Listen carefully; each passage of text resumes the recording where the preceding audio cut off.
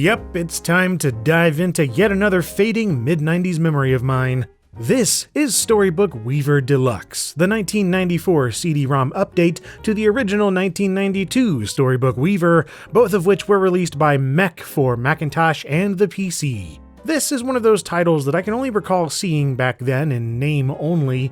A friend of mine had the original on their Compaq Presario in 93 or 94, but if we ever actually booted it up, I can't remember it. But that name just stuck in my brain. Storybook Weaver. So classy. It's not just any book, it's a storybook. And it's something you weave. I can guarantee this wouldn't be nearly as memorable if they called it Fiction Maker or something. Storybook Weaver is just a great name. From the makers of the Oregon Trail. Kind of, but that's mostly embellishment for the sake of marketing.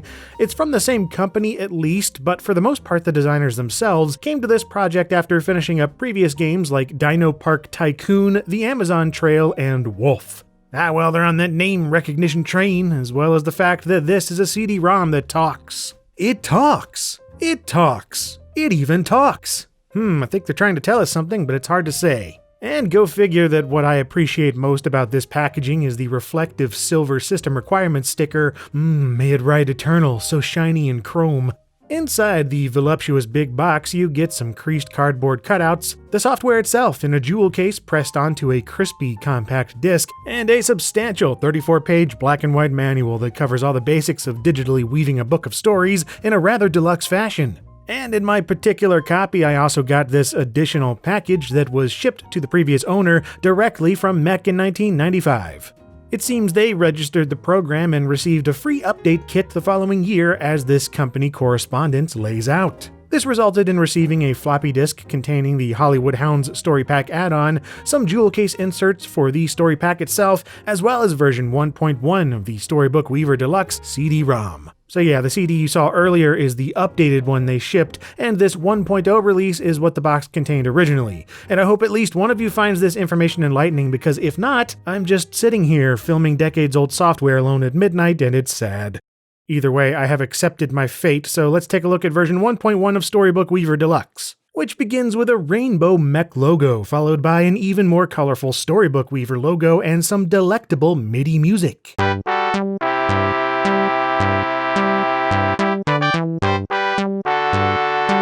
At this point, you're presented with a pre-rendered 3D room with 4 options to choose from. Write a story, read a story, print a story, and exit the story-making saga before a single story starts. At this point, the only thing you can do is begin writing a story, and you can begin from scratch or choose a pre-made story starter.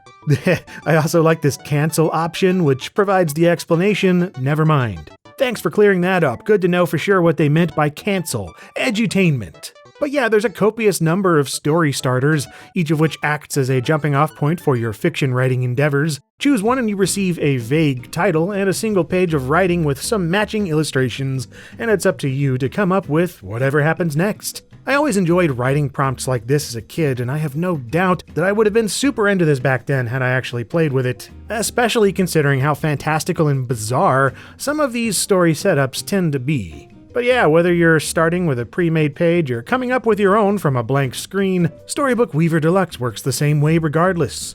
The whole idea of the program is to provide tools for kids aged 6 to 12 with an easy-to-manipulate interface and assets to write and illustrate their own multimedia storybooks. You begin by creating a cover for your storybook showing the title and the author, and then it's time to start writing your story page by page. The bottom part of each page is where you type the text of that particular page, and above that is a blank slate for dragging and dropping the illustrations of your choosing. Yeah, you can basically think of it as a cut-down copy of Microsoft Word with built-in clip art. Along the left-hand side of the screen, you get your tools, with the first one providing backgrounds that are each split up into top and bottom halves. Some of the random halves work pretty well together, a bunch of them clash, and some of them just look hideous, but for the most part, each background half is a piece of well-made pixel art that does its part to get the creative juices flowing. Same with the Objects panel, where you get hundreds of static objects, from people to furniture, flora, fauna, and a copious number of fantasy set pieces and creatures. And apparently a good chunk of the assets in Storybook Weaver Deluxe came from another Mech product called My Own Stories, released in 1993. Although I can't 100% confirm that since I don't have a copy, but the reviews back in the day did mention this. Either way, you get a crapload of stuff, which continues beyond visuals with a hefty library of sound effects, MIDI music clips, and ambient soundscapes to set the mood for each page.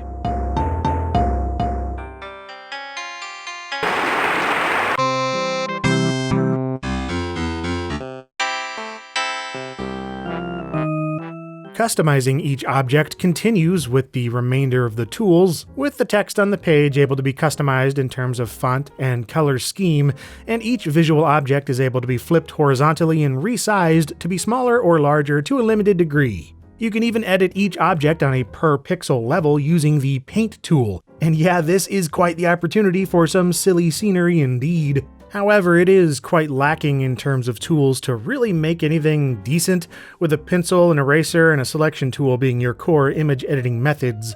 Not even a paint bucket for filling in shapes or any different brush types or sizes. Even Microsoft Paintbrush was a better image editor than this back then, so it's a shame that you can't just import bitmaps or anything like that. It also sucks that I kept running into graphical glitches anytime I made a custom object, which I believe is a result of the graphics setup I'm using on Windows 3.1 here, so your mileage may vary. Then there are the tools for doing very basic spell checking and thesaurus lookups, the latter of which is fine, but the spell checking, that only occasionally works as it should. And then there's a button dedicated to inserting the name of the currently selected object into your story's text, which is so limited in its usage, it's hardly worth messing with. Then, of course, we have the aforementioned story packs, such as the Hollywood Hounds floppy disk that my copy had in the box when I found it at Goodwill. And yeah, this really is just a pack of object and sound elements to add to your stories, and frankly, these dogs are terrifying. I don't know why they chose to make a pack dedicated to the Hollywood Hounds of all things, since it seems that other than a 1994 Christmas special by Deke Entertainment, this story pack is about the only thing that came of them. And considering how little I can find about them online, and even less in regards to this tie-in with Storybook Weaver, it seems they've been all but forgotten.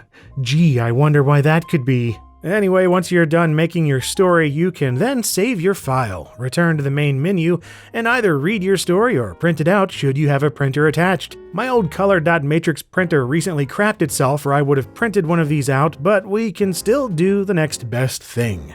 Don't forget, it talks. The snow was blowing all around.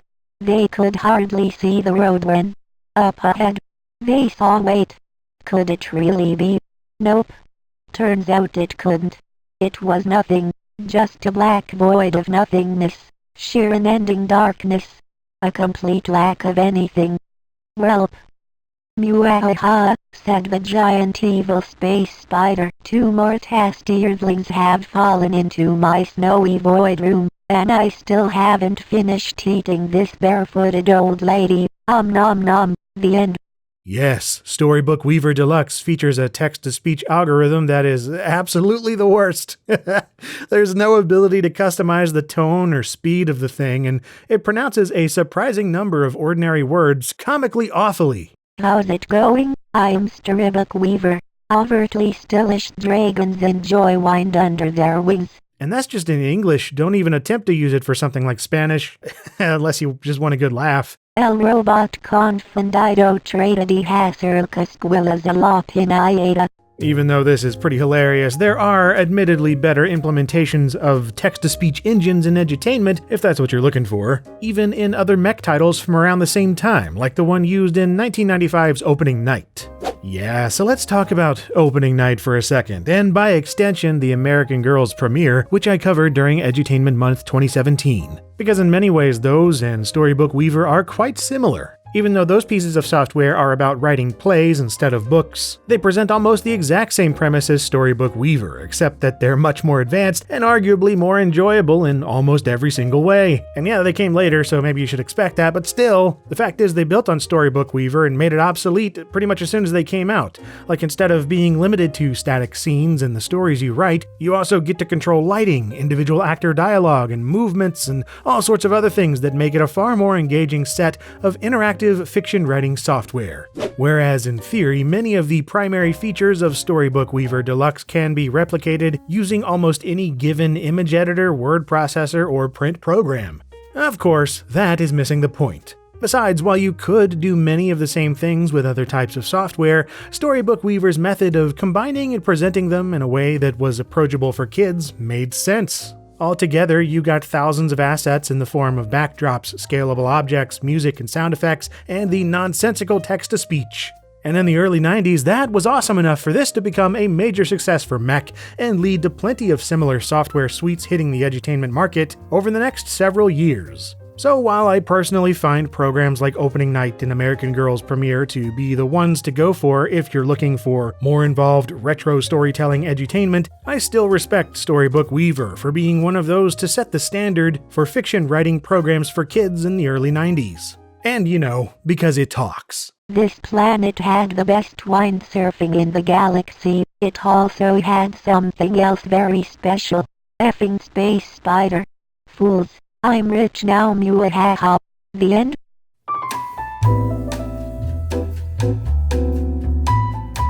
And if you dug this episode of LGR Edutainment Month, then perhaps you'd like to see some of the others. And besides edutainment, I cover all sorts of software and hardware and older retro-y computery thingies every Monday and Friday, so stay tuned. And as always, thank you very much for watching.